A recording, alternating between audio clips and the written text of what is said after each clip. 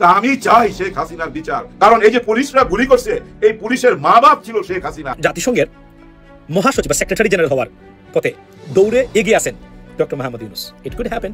মামলাটাকে আরো সহজ করে দিয়েছে। কিভাবে সহজ করছে? উনি বলছিল না আমার বিরুদ্ধে 225টা মামলা হয়েছে, তো তাহলে 225 জনকে হত্যা করার লাইসেন্স পেয়ে গেলাম। বলছে না ভাই, মারহাবা মারহাবা মারহাবা। আল্লাহ হয়তো কবুল করছে লম্বা সময়, প্রায় 16 বছর। তো 16 বছর পরে যে পদক্ষেপ শুরু হয়েছে, ধন্যবাদ দিই তার এই বেকা সিদ্ধান্তের জন্য, যেই সিদ্ধান্তের জন্য অপেক্ষা করছে।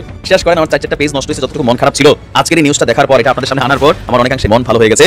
ডক্টর ইউনূস স্যারের চোখ তো আছে, তাজুল ইসলামের চোখ তো আছে, শিশির মনিরের। হ্যাঁ ভাই, ভয়েস অফ শহীদ, ওনারাই হচ্ছে শহীদের কণ্ঠ, শহীদদের ভয়েস ওনারা, শহীদের কণ্ঠ ওনারা। সরকার প্রধান হিসেবে সব ধরনের ষড়যন্ত্র ভারত এবং হাসিনার ব্যর্থতায় পর্যবসিত হয়েছে শুধুমাত্র ডক্টর মোহাম্মদ ইউনূসের কারণে। দক্ষিণ এশিয়ায় ইতিহাস সৃষ্টি করলো, রেকর্ড করলো। নিকটবর্তী এরকম এক্সাম্পল করে দেখাতে পারলাম। অন্তর্বর্তীকালীন সরকারের মাননীয় প্রধান উপদেষ্টা প্রফেসর ইউনূস জরুরি এবং যুগান্তকারী কয়েকটা ঘোষণা দিয়েছে। বাংলাদেশে বহু হিন্দুকে লক্ষ লক্ষ মন্ত্রী দখল করছে। জোরজবরদস্তি আমি চাই ইসলাম বাংলাদেশে চিরতরে ধ্বংস হয়ে যাক। গোয়েন্দা জালে আটকা করছে ভাই, সাবাসী জানাতে চাই, ধন্যবাদ জানাতে চাই আমাদের দেশের গোয়েন্দা বাহিনীকে। বুঝতে পারছেন, তারা হামলো, র এজেন্টরা হাইয়া গেল, যা করার এখনই করে ফেলান। আসসালামু আলাইকুম প্রিয় দর্শক শ্রোতা, আশা করি সবাই ভালো আছেন। নতুন একটি ভিডিওতে সবাইকে স্বাগতম। আজকের এই ভিডিওটিতে এমন কিছু তথ্য নিয়ে এসেছি যা শোনার সাথে সাথে আপনারা খুশিতে আত্মহারা হয়ে যাবেন।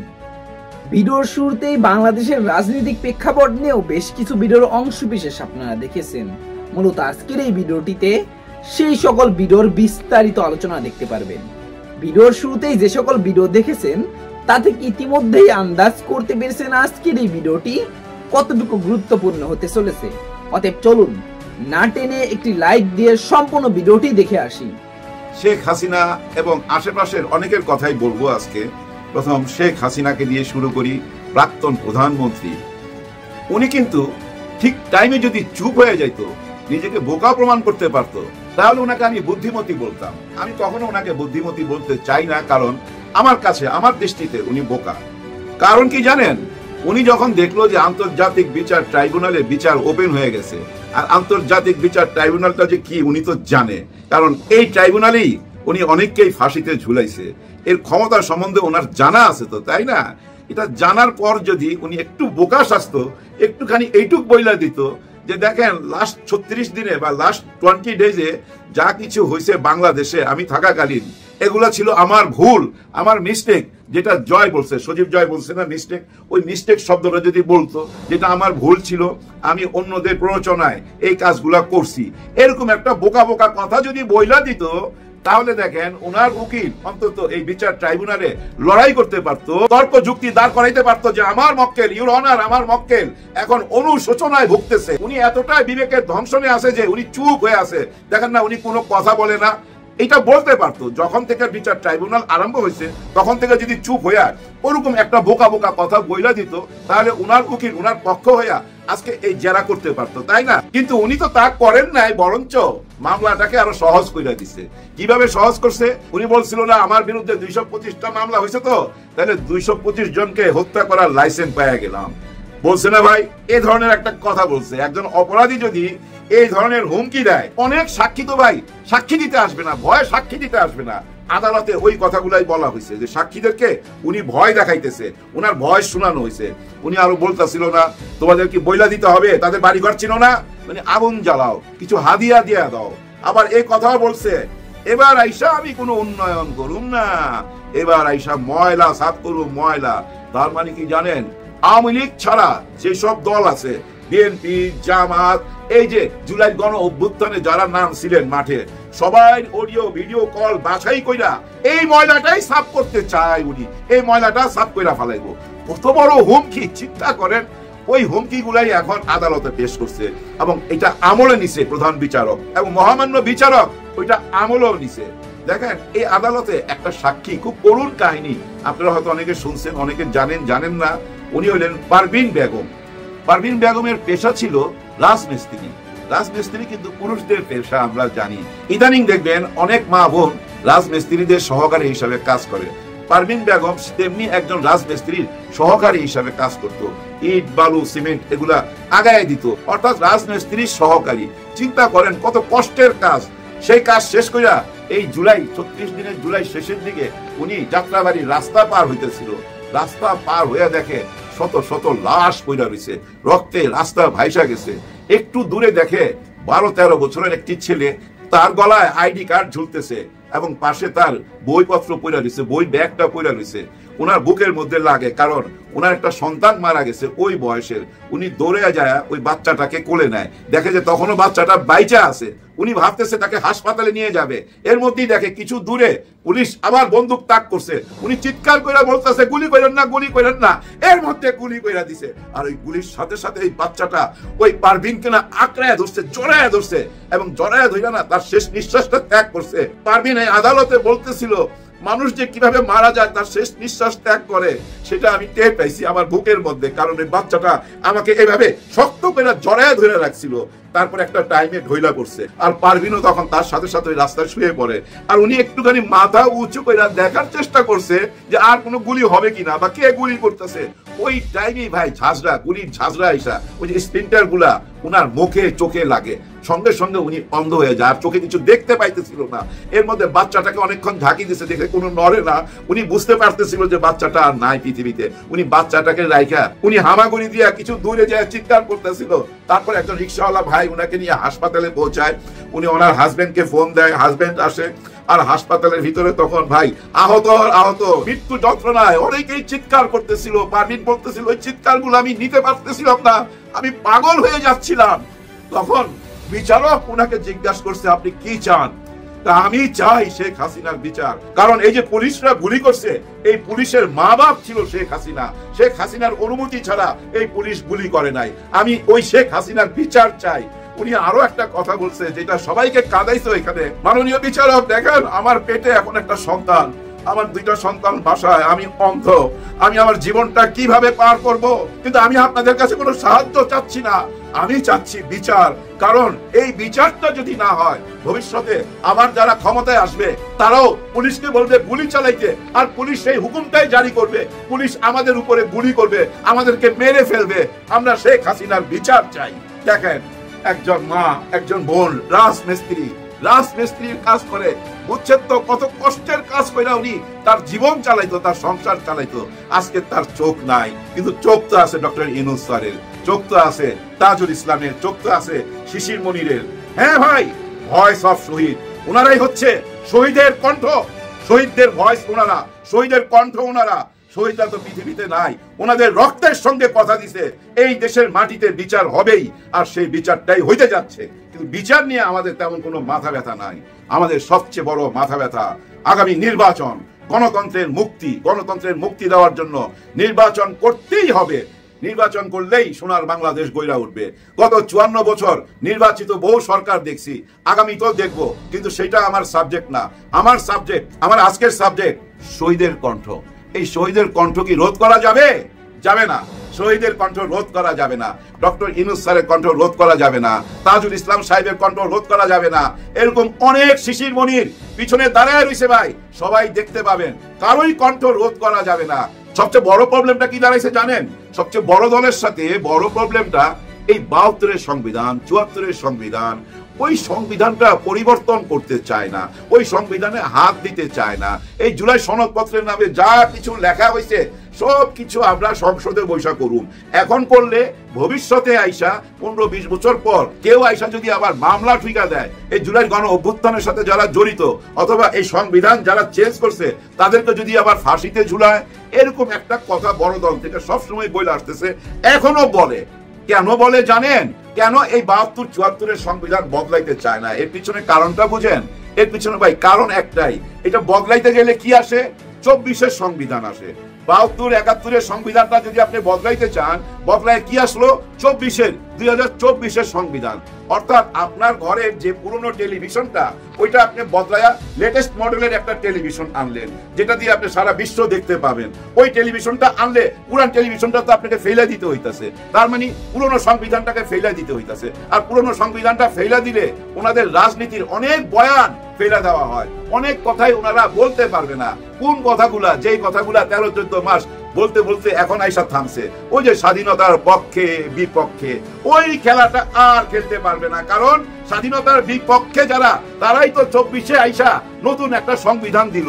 তার মানে কি সবাইকে ওই সংবিধানের মধ্যে দিয়ে চলে আসতে হবে? পুরানো সংবিধান নিয়ে আর আলোচনা করা নাই। ওই সংবিধানে যা যা লেখা আছে ওই বয়ানগুলো আর টিকে না, আর ওই বয়ানগুলো না টিকলে ওনাদের রাজনৈতিক বক্তব্যটাও আর থাকে না। কি রাজনীতি করবে? ওনাদের তো রাজনীতির মধ্যে অনেক কথা নিয়ে আসতে হয়, স্বাধীনতার ঘোষক, আবার কেউ নিয়ে আসতে হয় জাতির পিতা। এই যে ব্যাপারগুলো 71-এর পক্ষে বিপক্ষে, রাজাকার, আলবদর, পাকিস্তান, ইন্ডিয়া, এইগুলাই তো মেইন বয়ান এই দেশের রাজনীতি। এই বয়ানগুলার কবর হয়ে যায়, কারণ জুলাই গণ অভ্যুত্থানের মধ্যে দিয়ে তো নতুন সংবিধান আইলে নতুন বাংলাদেশের আলোচনা সামনে চলে আসবে। এইটাই হলো মেইন, ওনাদের ওই সংবিধানই মেইন।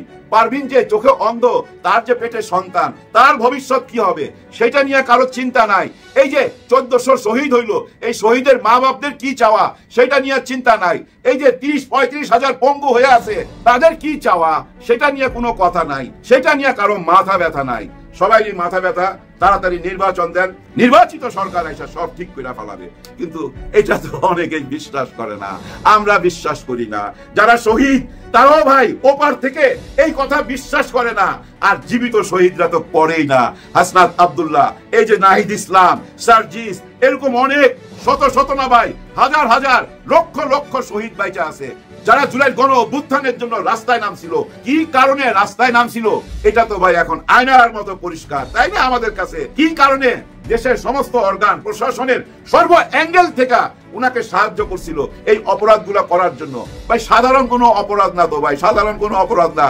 আল কোরআনে লেখা আছে একজন মানুষকে হত্যা করা মানে সারা মানব জাতিকে হত্যা করা। কিন্তু এই কথা কি আমরা মানছি? আল্লাহ যে বলছে এটা জুলুম, এটা হারাম, জুলুম করা হারাম, সেটা কি আমরা মানছি? মানি নাই। মনে আছে চিটাগাঙ্গের সেই মেয়েটির কথা, বাবার সাথে কথা বলতেছিল, বাবা তুমি কাঁদো কেন, বাবা তুমি কাঁদো কেন? তারপরে একটা গুলির আওয়াজ, একটা চিৎকার, সবকিছু শেষ। আজও তো কান্না করতেছে এই বাচ্চাটা। আরেকটা বাচ্চাকে দেখলাম, সে জানেন ছোটবেলায় তার বাবাকে সে হারাইছে, এই ঘুম ঘরে নিয়ে গেছে। সেই বুড়িগঙ্গাতে জানে নৌকায় ঘুরে মাঝিদেরকে জিজ্ঞাসা করে, ও মাঝি ভাই এরকম চেহারা ছবি দেখায়, এই মানুষটাকে কি আপনারা কখনো দেখছেন? এই নদীতে ভাইসা উঠতে কোথাও তার লাশ দেখছেন? দেখেন নাই। সেই মেয়েটা এখন অ্যাডাল্ট, এখন কি বলে জানেন? আমার বাবাকে যারা মাইরা যেখানে গুম করে রাখছেন, যেখানে লুকায় রাখছেন, আমাকেও মাইরা ওইখানে নিয়ে গুম করে রাখেন, ওইখানে নিয়ে কবর দিয়ে রাখেন, তাতেও আমি আমার বাবার স্পর্শ পাবো, আমার বাবার ছোঁয়া পাবো ওই মাটির মধ্যে। এরকম কথা বলে। এই কথাগুলা কেউ শুনতে চায় না, কারোই শোনার অপেক্ষা নাই। সবাই এই দেশটাকে সোনার বাংলা বানাইবার জন্য ঝাঁপাইয়া পড়ছে। কিন্তু doctor Yunus sir, chief prosecutor Tajul Islam, Shishir Monir এবং সাদিক কায়েমের মতো হাজার যুবক পিছনে দাঁড়ায় রয়েছে ভাই, ডক্টর ইউনূস স্যারের পিছনে দাঁড়ায় রয়েছে। এটা আপনারা মাথায় রাখেন। কেউ যদি মনে করে ওই আগের রাজনীতি দিয়া ক্ষমতায় চলে যেতে পারবে, ভুল ধারণা। যোগ পাল্টাইছে ভাই, এই সোশ্যাল মিডিয়ার যোগ। আজকালকার পোলাপান কোনো কিছুই ভুলে নাই ভাই। অতীতে যারা যেভাবে সরকার চালাইছেন কেউ কিচ্ছু ভুলে নাই, সব কিছু নেটে ঘুরে বেড়াইতেছে। সামনে দেখতে পাবেন অতীতে যারা দেশ চালাইছেন এবং আন্তর্জাতিক দৃষ্টিতে তাদের দেশ চালানোর কি খ্যাতি পাইছিল, সেই খ্যাতিগুলা ধীরে ধীরে সামনে চলে আসবে। কোনো ভবন বাদ থাকবে না। এই হাওয়া ভবনে কি হয়েছে সেগুলোও কিন্তু সামনে চলে আসবে। যেটাকে আমরা বলি রাজনীতিতে কাদা ছোড়াছুড়ি, এই কাদা ছোড়াছুড়ি তো আপনি বন্ধ করতে পারবেন না। কি করে আপনি মানুষের ব্যক্তি স্বাধীনতা কায়রা নিবেন? যার যা ইচ্ছা এখানে প্রকাশ করে দিবে। তো দেখবেন যখন এই যে তারেক রহমান সাহেব আসবে, তখনই দেখবেন এই সোশ্যাল মিডিয়া আবার একটা ঝড় উঠবে। কোন ঝড়? অতীতে কিভাবে ওনারা দেশ চালাইছে, অতীতে হাওয়া ভবনে কি হয়েছে, কোথায় কি কাণ্ড ঘটাইছে, বিদেশি পত্রিকায় কি নিউজ হয়েছে, বাংলাদেশের পত্রিকার হেডলাইন কি ছিল, সবগুলা সামনে চলে আসবে। তার মানে কি রাজনীতি করা কঠিন করে দিবে। এই রাজনীতিকে আপনারা কি কারণে এত কঠিন করলেন আমি জানি না, অনেক ডিফিকাল্ট করে ফেলছেন রাজনীতি। কিন্তু ইজি রাজনীতি কি ছিল জানেন? সবাই যদি মনে করতেন যে আমরা জুলাই গণ অভ্যুত্থানের শহীদদের রক্তের উপরে দাঁড়ায় রয়েছি, ওই রক্তের উপরে দাঁড়ায় কথা বলছি। রক্তের সাথে তো আপনারা শপথ নিছেন, রক্তের সাথে শপথ নিয়া রক্তের সাথে কি বেইমানি করতে পারবেন? না, বেইমানি করতে পারবেন না, করার সুযোগও নাই। দেশ এমন একটা জায়গায় চলে গেছে ভাই, দেশ ওয়ান ওয়ে রোডে চলে গেছে ভাই, ওয়ান ওয়ে রোডে। দেশ ভুল পথে যায় নাই। ছোট্ট একটা উদাহরণ দিয়ে বুঝাই দেয়। এই যে ডাকসুর নির্বাচন হয়ে গেল 4টা বিশ্ববিদ্যালয়, নির্বাচনের পরে ওনাদের দিকে তাকান তো, একেবারেই চেহারা চেঞ্জ না। আগে যেসব মাদক চলতো, হাইজ্যাক চলতো, কিডন্যাপ চলতো, মারামারি ধরাধরি চলতো, এই ডাকসুর নির্বাচনের পরে দেখতে পাইছেন এগুলা কিচ্ছু নাই। বরঞ্চ সবার জন্য কম্পিউটারের ল্যাব বানায় দিছে। ওই ল্যাবে যায় সবাই লেখাপড়ার দিকে মন দিতেছে, প্রত্যেকের রুমে এসি লাগাই দিছে। পুরা ইউনিভার্সিটির যে পরিবেশ বর্তমানে ওইটাই হলো সোনার বাংলাদেশ। ইউনিভার্সিটির পরিবেশ বর্তমানে যা, ওইটাই সোনার বাংলাদেশ হইতে চায়। কেন আমি এই জওয়ানদের কথা বলতেছিলাম? এই জন্য বলতেছি যে দেখেন না, ডক্টর ইউনূস স্যার সবসময় যুবকদের কথা বলে, সবসময় বলে যুবকদের হাতে দেশটাকে ছেড়ে দিতে হবে, ওরাই দেশটাকে বাঁচাবে, ওরাই নতুন বাংলাদেশ গড়তে পারবে। বুড়োদের কথা কিন্তু বলে না। ওই জন্য আমি বললাম এই যে 50 লক্ষ ছাত্র শিবির সারা বাংলাদেশে আছে না, তারাই এই দেশটার হাল ধরবে। এটা আপনারা মাথায় রাখেন। তাদেরকে শুধু একটা কথা ইয়াদ রাখতে হবে যে আমরা শহীদদের সাথে বেইমানি করতে পারি না। জওয়ানরা জায়গা উঠছে, এই জওয়ানদের হাতেই এই বাংলাদেশ। এই জওয়ানরা কথা দিছে, রক্তের সাথে কথা দিছে, রক্তের সাথে শপথ দিছে যে তোমাদের বিচার আমরা করবই, আমরা তোমাদেরকে একটা নতুন বাংলাদেশ দিব, আর ওই নতুন বাংলাদেশ হবেই। কেউ আটকাইতে পারবেন না। লেখা রাখেন, আপনারা সাদা কাগজ আজকে লেখা রাখেন, নতুন বাংলাদেশের পথে যেই কাটা হয়ে দাঁড়াবে সেই ধ্বংস হয়ে যাবে। আসসালামু আলাইকুম। মরার উপর খরার গা, মানে কথাটার সাথে আপনারা আমার চেয়ে ভালো পরিচিত, তাই না? This is what exactly going to happen to Sheikh Hasina.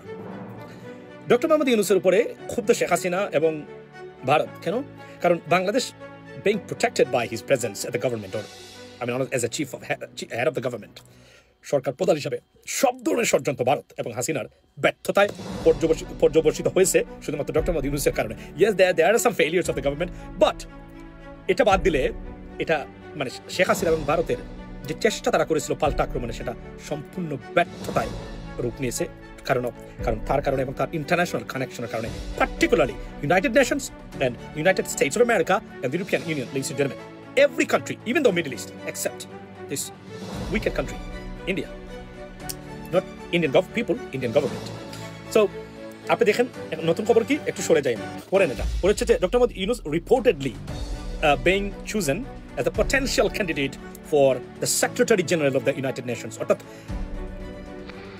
জাতিসংঘ, ইউনাইটেড নেশনস, জাতিসংঘের মহাসচিব বা সেক্রেটারি জেনারেল হওয়ার পথে দৌড়ে এগিয়ে আছেন doctor Mohammad Yunus. It could happen. Why? Because I strongly believe United States of America, number one supporter, European union আছে, অনেক দেশ সাপোর্ট করবে তাকে ইউনাইটেড নেশনসের সেক্রেটারি জেনারেল হওয়ার দৌড়ে। নিশ্চিত থাকতে পারেন আপনি। রাশিয়া করবে কিনা আমি জানি না, তবে মন্দের মধ্যে ভালো রাশিয়া চাইবে আপনার মানে ডক্টর মোহাম্মদ ইউনূস মানে আপনার এই সেক্রেটারি জেনারেল হন। চীনের সমর্থন উনি পাবেন, ডেফিনেটলি পাবেন চীনের সমর্থন, উনি পাবেন যুক্তরাষ্ট্রের সমর্থন, উনি পাবেন ইউরোপিয়ান ইউনিয়নের কান্ট্রিগুলোর সমর্থন, উনি পাবেন পাকিস্তানের সমর্থন, উনি মধ্যপ্রাচ্য সবার সমর্থন পাবেন। He is a potential candidate. This is going to be a big blow for Sheikh Hasina and India. Definitely India will support him, definitely. But এটা যদি হয়, কল্পনা করতে পারছেন এটার কনসিকুয়েন্সটা কি? The consequence is Sheikh Hasina বা Awami League will never be able to return to politics. Sheikh Hasina উনি না হলেও আসবে না, কেননা শেখ হাসিনার কোনো সাপোর্টস নাই পৃথিবীতে এই মুহূর্তে, থাকবে না। আওয়ামী লীগ ফিরবে কিনা ওইটা নিয়ে এখন আলোচনা চলছে যে let's get Awami League back on track, because সে অপরাধ করেছে, আওয়ামী লীগ কি মানে পার্টি হিসেবে তো আওয়ামী লীগ অপরাধ করে নাই। Can we have another chance for Awami League because of the historical context of something like that? এটা নিয়ে ডিবেট হচ্ছে, হয়তো এটা যুক্তিসঙ্গত। শেখ হাসিনার ফিরে আসা এটা নিয়ে আলোচনাই নেই কখনো পৃথিবীতে, ভারতের বাইরে কোথাও শেখ হাসিনার ফিরে যাওয়া নিয়ে আলোচনা হবে না। দ্যাট ইজ আমার ম্যান। এই জন্য সে তার সারা পৃথিবীতে তার স্ট্রে ডগসগুলা, রাস্তার কুকুর যেগুলো, এগুলাকে দিয়ে দিয়েছে উস্কায়া ভায়োলেন্স সৃষ্টি করার জন্য। এটা তার বিদেশে তার পরিণতির জন্য আরো একটা কারণ। Wait and see, that's coming ladies and gentleman very soon. এবং আল্লাহ করুক না যদি উনি হন secretary general, this is the game over. আমি আশা করছি সম্পূর্ণ ভিডিওটি দেখেছেন এবং এই ভিডিওর সাপেক্ষে আপনার কি মতামত অবশ্যই কমেন্ট বক্সে জানিয়ে যাবেন।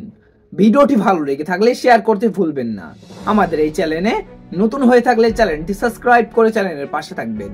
আর যারা ইতিমধ্যে চ্যানেলটি সাবস্ক্রাইব করেছেন তাদেরকে অসংখ্য ধন্যবাদ। দেখা হবে নতুন কোনো ভিডিও নিয়ে, ততক্ষণ সবাই সুস্থ থাকবেন। আল্লাহ হাফেজ।